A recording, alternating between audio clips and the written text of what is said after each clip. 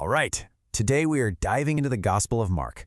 Now, this isn't just any story. It's the shortest, it's the fastest, and it's probably the most intense account of the life of Jesus. It's designed to feel like a lightning strike. So let's get right into it. I want you to imagine something. What if the greatest story ever told wasn't some slow-moving historical drama?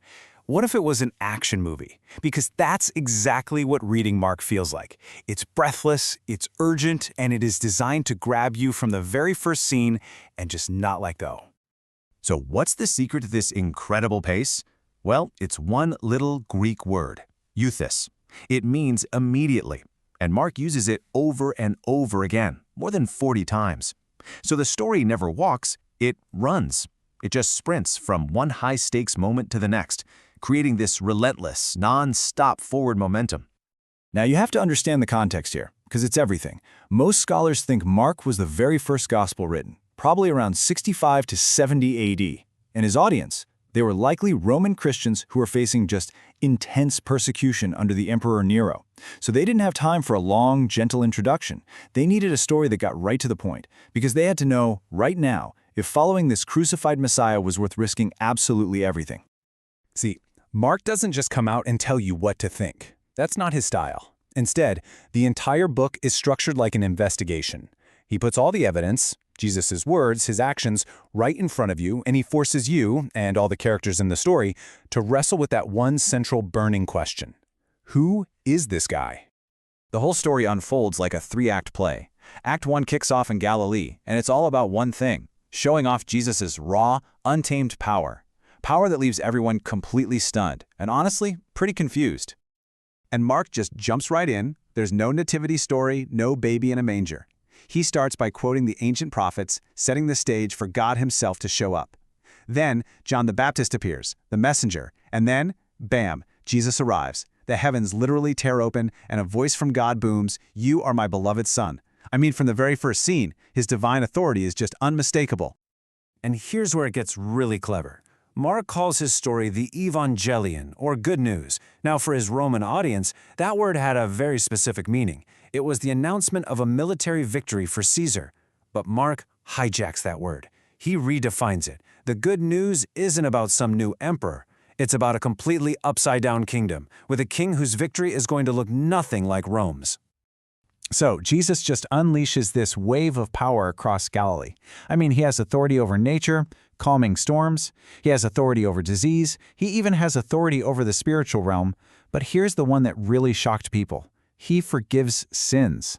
That was a huge deal. It was a direct claim to an authority that the religious leaders knew belonged to God and God alone. Every miracle is just another clue to his true identity. And of course, the reactions are immediate and they are all over the place. The crowds, they're totally blown away. The religious leaders, they're furious. They start accusing him of blasphemy. And his own disciples, the people closest to him, well, they're just confused. They can't quite figure him out. And this growing mystery is what brings us to the story's major turning point. All right, Act 2. The group is on the road to Jerusalem, and this is where the disciples finally have to start grappling with the really shocking truth about who Jesus is. It all comes to a head in this one crucial conversation. Jesus pulls his disciples aside and asks them point blank, "Who do you guys say that I am?"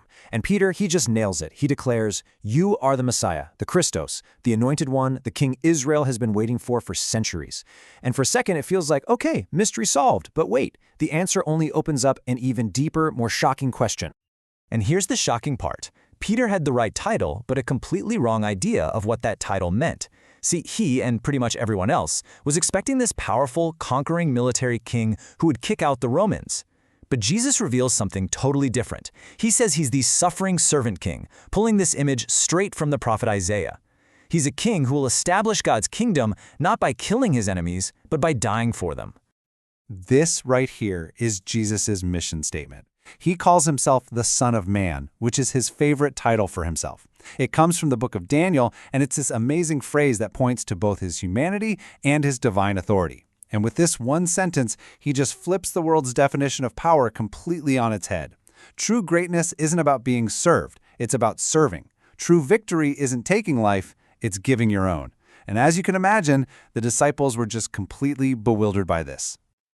And this is so cool. Mark illustrates their confusion with this brilliant literary sandwich.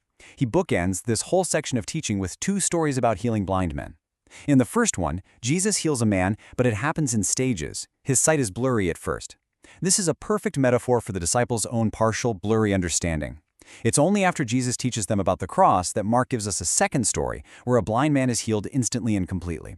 It's Mark's way of showing us the path to true sight. So, this journey toward clear sight leads us right into Act 3, Jerusalem. And this is where the story's central paradox, a powerful king who rules through weakness and suffering, reaches its stunning and, frankly, violent climax. Jesus makes this royal entry into the city, and people are hailing him as the Messiah. He then marches straight into the temple, the very heart of Israel's worship, and he drives out the money changers, asserting his authority over the whole operation. This very public act of confronting the corruption of Israel's leaders, well, it seals his fate. What happens next is just the ultimate reversal of what anyone would expect. At his trial and crucifixion, every single symbol of royal power gets turned upside down. His throne, it's a Roman cross. His divine voice from heaven, it's replaced by a cry of abandonment. His victorious army, it's just a handful of disciples who run away in terror. And his royal crown, it's a crown of thorns. And then, at the moment of his absolute weakest point, as he's hanging dead on that cross, someone finally gets it. But it's not a disciple. It's not a religious leader. It's a Roman centurion, an agent of the enemy empire. Seeing the way Jesus died, he declares the answer to the question that's been driving this entire story. Truly, this man was the Son of God. It's this shocking revelation. God's true power, his true identity, is found right here, in this crucified man. And that brings us to the final moments of the story. And this is where we find Mark's most famous, and maybe its most challenging, final twist. Okay, so get this. In the most reliable and ancient copies we have of Mark's Gospel, the story ends at verse 8 of chapter 16. A few women find the empty tomb, an angel tells them Jesus is alive and that they should go tell the others. But what do? They run away in terror and they tell no one. End of story. Full stop. Yeah, later on, scribes who were probably uncomfortable with this added the longer endings that we see in a lot of Bibles today, but the original just stops. For centuries, people thought this must have been a mistake, right? That the real ending got lost somewhere. But what if it's not a mistake at all? What if it's intentional? What if Mark ended his story this way on purpose? Because this isn't just an accident. This is a brilliant, deliberate invitation for you, the reader, to step directly into the story. Think about it. The women's fear and their silence creates this vacuum. The story ends without a conclusion, and it forces you to answer the question that their silence leaves hanging in the air. So what about you? Will you run away in fear and confusion like so many of the other characters in the story? Or will you be the one to finally see this crucified and risen king for who he is and be the one to go and share the good news? Mark leaves that choice entirely up to you.